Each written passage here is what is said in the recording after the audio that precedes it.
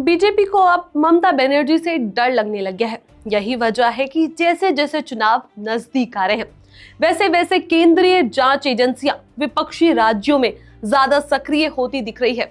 गुरुवार का दिन पश्चिम बंगाल की राजनीति ही नहीं बल्कि देश की राजनीति के लिए भी बेहद अहम रहा। सवाल यह है कि क्या पश्चिम बंगाल की चुनी हुई मुख्यमंत्री ममता बनर्जी पर कानूनी शिकंजा कसने की तैयारी है? क्या ईडी की कार्रवाई उन्हें जेल तक ले जा सकती है, या ये फिर पूरा मामला चुनावी राजनीति का हिस्सा है? आज बंगाल में जो हुआ उसने लोकतंत्र, जांच एजेंसियों और सत्ता की मंशा तीनों पर बड़े सवाल खड़े कर दिए हैं। तो चलिए इसी मुद्दे पर बात करेंगे हम विस्तार से इस वीडियो में। नमस्कार, मेरा नाम है चेष्टा नागर और आप सभी देख रहे हैं द हिंदी टॉप। गुरुवार सुबह कोलकाता में उस वक्त सियासी भूचाल आ गया जब ईडी ने चुनावी रणनीति बनाने वाली कंपनी आईपैक के प्रमुख प्रतीक जैन के घर और दफ्तर पर छापेमारी शुरू की। प्रतीक जैन सिर्फ एक पॉलिटिकल रणनीतिकार नहीं है बल्कि टीएमसी के आईटी सेल से भी जुड़े माने जाते हैं और ममता बनर्जी के बेहद करीबी समझे जाते हैं।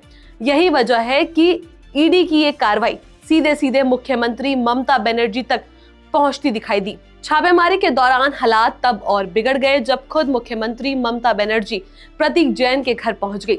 ये भारतीय राजनीति में एक असाधारण दृश्य था। किसी मुख्यमंत्री का चलती ईडी की रेड के दौरान मौके पर पहुंचना, अंदर जाना और वहां से फाइलें लेकर बाहर निकलना, ये पहले कभी नहीं देखा। ममता बनर्जी के हाथ में एक हरी फाइल थी जिसे लेकर उन्होंने साफ कहा कि उनकी पार्टी से जुड़े दस्तावेज है और कोई भी एजेंसियां उनकी पार्टी की रणनीति, डेटा और कागजात नहीं उठा सकती। इसके बाद ममता बनर्जी सीधे आईपैक के दफ्तर पहुंची और वहां भी जमकर विरोध जताया। उन्होंने ईडी पर आरोप लगाया कि चुनाव से पहले उनकी पार्टी की रणनीति चुराने की कोशिश की जा रही है।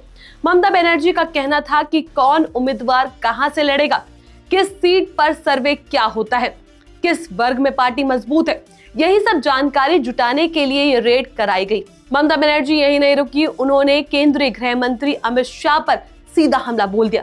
उन्होंने नोटी, नेस्टी और बदमाश तक कह डाला।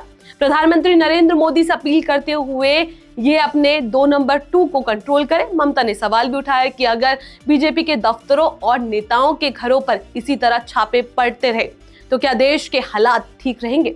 ममता बनर्जी ने एक और बड़ा गंभीर सवाल उठाया, क्या देश की जनता ये नहीं देख रही कि जैसे ही चुनाव नजदीक आते हैं ईडी विपक्षी राज्यों में अचानक सक्रिय हो जाती है और फिर सालों तक उन मामलों का कोई नतीजा नहीं निकलता। उन्होंने कहा कि लोकतंत्र के लिए बेहद खतरनाक है कि जांच एजेंसियों का इस्तेमाल चुनावी हथियार की तरह किया जा रहा है। ईडी की तरफ से सफाई दी गई कि ये कार्रवाई 2020 में दर्ज एक मनी लॉन्ड्रिंग केस से जुड़ी है जिसमें अवैध कोयला तस्करी और हवाला नेटवर्क के जरिए पैसा घुमाने के आरोप है। ईडी का कहना है कि कार्रवाई किसी राजनीतिक दल को निशाना बनाने के लिए नहीं बल्कि सबूतों के आधार पर की गई है। ईडी ने यह भी कहा कि पार्टी मुख्यालय पर कोई रेड नहीं हुई, लेकिन ममता बनर्जी का जवाब और भी तीखा था। उन्होंने कहा कि आज के दौर में पार्टी से जुड़े दस्तावेज सिर्फ पार्टी मुख्यालय में नहीं होते। जब पार्टी का आईटी हेड, रणनीतिकार के यहाँ रेड होती है तो साफ है कि पार्टी की जानकारी तक पहुंचने की कोशिश हो रही है। ममता ने ईडी के जवाब को बचकाना और कमजोर बताया। इसके बाद मामला और गंभीर हो गया जब ईडी ने ममता बनर्जी के खिलाफ कोलकाता हाईकोर्ट में याचिका दायर की। ईडी का आरोप है कि मुख्यमंत्री ने जांच में बाधा डाली और अहम दस्तावेज जबरन अपने साथ ले गई। दूसरी तरफ आईपैक की ओर से कोलकाता पुलिस में शिकायत दर्ज कराई गई है कि ईडी ने गैर कानूनी तरीके से छापेमारी की और दस्तावेज उठाए। यानी एक तरफ ईडी कोर्ट पहुंची तो दूसरी तरफ ममता बनर्जी और उनकी पार्टी सड़कों पर उतर आई है। ममता ने ऐलान कर दिया है कि वह ईडी की कार्रवाई के खिलाफ मार्च करेगी। ये साफ संकेत है कि बंगाल में चुनावी बिगुल बज चुका है। ममता बनर्जी ने जो जोखिम उठाया है वह सिर्फ राजनीतिक नहीं बल्कि कानूनी भी है।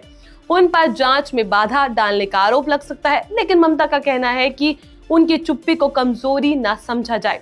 उन्होंने साफ कहा कि वह डरने वाली नहीं है। इस पूरे घटनाक्रम ने देश में पहले से ही चल रही एक बड़ी बहस को फिर से जिंदा कर दिया है। झारखंड में हेमंत सोरेन, दिल्ली में अरविंद केजरीवाल, महाराष्ट्र में शरद पवार और अजीत पवार, ऐसे कई उदाहरण है जहां चुनाव से पहले जांच एजेंसियां अचानक सक्रिय हो जाती है। कई मामलों में सालों बाद भी कोई ठोस नतीजा सामने नहीं आया। हेमंत सोरेन को महीनों जेल में रखा गया, चुनाव खत्म हो गए और फिर अदालत ने कहा कि गिरफ्तारी के ठोस आधार नहीं थे।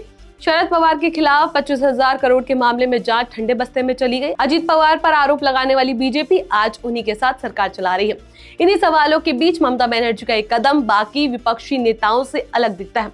उन्होंने डर कर चुप बैठने के बजाय सीधे टकराव का रास्ता चुना है। यही वजह है कि टीएमसी इसे लोकतंत्र की लड़ाई बता रही है, जबकि बीजेपी इसे कानून से ऊपर होने की कोशिश बता रही है। अब असली सवाल यही है, क्या जांच एजेंसियां सच में निष्पक्ष है या फिर चुनाव के वक्त उनका इस्तेमाल विपक्ष को कमजोर करने के लिए किया जा रहा है। बंगाल में जो हुआ वह सिर्फ एक राज्य की कहानी नहीं है, बल्कि पूरे देश की राजनीति की तस्वीर बन चुकी है। ममता बनर्जी बनाम ईडी की ये लड़ाई अब सिर्फ कानूनी नहीं, बल्कि सियासी और लोकतांत्रिक लड़ाई बन चुकी है। एक तरफ जांच एजेंसियों की साख पर सवाल है, तो दूसरी तरफ एक मुख्यमंत्री सड़कों पर उतरकर चुनौती दे रही है। आने वाले दिनों में कोलकाता हाईकोर्ट का रुख क्या होगा वो वक्त बताएगा, लेकिन इतना तय है कि बंगाल की राजनीति अब और गर्म हो चुकी है और 2026 की चुनावी लड़ाई की शुरुआत हो चुकी है। फिलहाल इस खबर में बस इतना ही। इस खबर को लेकर आपका क्या कुछ कहना है, अपनी राय हमें नीचे कमेंट सेक्शन में जरूर दीजिए। ऐसी और भी वीडियोस के लिए आप हमारे चैनल द हिंदी टॉप को सब्सक्राइब कर ले। इसके अलावा आप हमें एक्स, फेसबुक और इंस्टाग्राम पर भी फॉलो कर सकते हैं।